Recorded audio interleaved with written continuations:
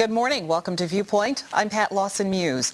This is the season of giving, and this morning on Viewpoint we highlight the works of three organizations making a huge difference here in the Washington community. While the economic indicators suggest the end of the recession is here or near, for many nonprofits the work is never ending. Thankfully, neither is the support for or the interest in the work that these groups are doing. Joining us this morning, Rosetta Lai is Executive Director of Asian American LEAD.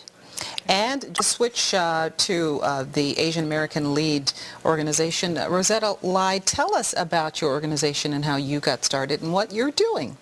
Very good, thanks. Asian American LEAD is a grassroots organization, community-based, and what we strive to serve is the needs of low-income children and youth, K through 12, and their families. And these are low-income, mostly immigrant families from all over Asia. And recently, obviously, is an influx from Southeast Asia as well. How I got involved is that I've always been very interested in nonprofits because I came here as a student. And when I decided to stay in this country, I really feel the responsibility of bringing my own children into a society that welcomes them. And then as I get more and more engaged, what I realize is that the stereotype or the image of Asian Americans is very much biased to just the successful people. Mostly we talk about the myth of the model minority, that Asians are all very hardworking, highly educated, do not have any issues. And why this may be true of a sector of our population, it then tends to create a policy of benign neglect, where people, especially immigrants that are uneducated or coming from war-torn countries, pretty much become invisible and their needs are not being addressed. So that's what Asian American is all about. Some of the issues that you're dealing with are some of the same issues that Brenda's children deal with. But the perceptions, you say, are one of the main differences. Exactly. And then, you see, the thing is, it also has an impact on the children and the families as well, because they realize that something must be wrong with me if I'm not succeeding, if I'm not going home with all perfect scores, or if I have... Because this is what people expect of me. Exactly. And so the choices of the children are very narrowed, and then also it is that they begin to have very low self-image about themselves if they are not one of those that fit into the successful, the stereotype of what an Asian American should be in this country. How many children do you serve? We are actually in the D.C. region. We are also, besides Washington, D.C., we are also in Montgomery County, Maryland. So we serve anywhere between 300 and 350 students a year. And do you find that there are adequate supports in the schools that the children are going to, or are they facing the same perceptions on the part of educators that they face from their peers? I think, unfortunately, the same applies to the schools as well, and that is students or teachers and counselors tend to work within their comfort zone. So a lot of the times when students bring up issues of being bullied or the misconception of that their parents are engaged when their parents can't even read the report cards, and as the age group or as our students become teenagers, the gap between themselves and the parents widen, because the students then get acclimated, they learn English, and yet whereas the parents are still working so many jobs, and are kind of like working within a ghetto, and so this is where AALEAD comes in, and what we try to do is become advocates of our students in the schools as well. All right, we'll continue talking about the work that you're doing and also introduce you to Turning the Page when we come back.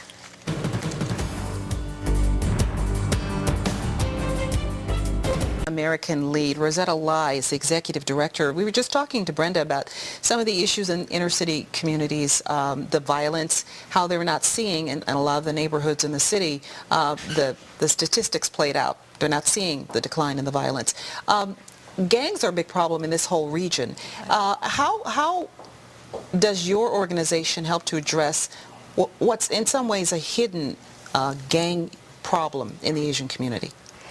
Definitely in this region, the involvement of Asian American youth and children in gangs, it's more invisible in the sense is that we are not like in San Francisco where the concentration, like 80% of the students are Asian.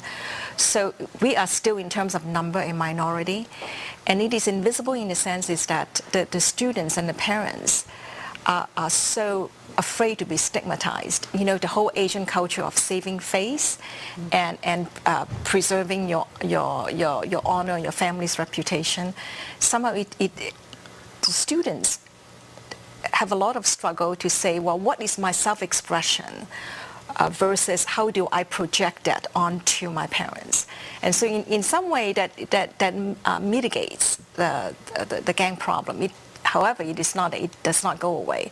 For example, we have students who we know are involved with gangs, and what we try to do is nip them in the bud, talk to the students, and then there is not the very strong peer pressure among Asian students to be identified with a gang, at least not in the DC area. Tell us about some of the other programs that you have designed to target students and to help them overcome their issues, their personal self-perception issues, as well as the issues that they have to deal with their peers.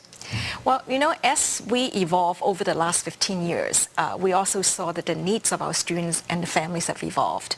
So currently, our programs, we really targeted on 4 outcome areas. The first one is academic attainment, and that is students must improve their test scores and also must move from grade to grade and graduate from high school.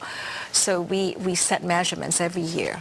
Not that they necessarily all have to go to college or become A students. Although that would be great. Oh yeah, because you see, the thing is, especially for immigrants, education is the leveler.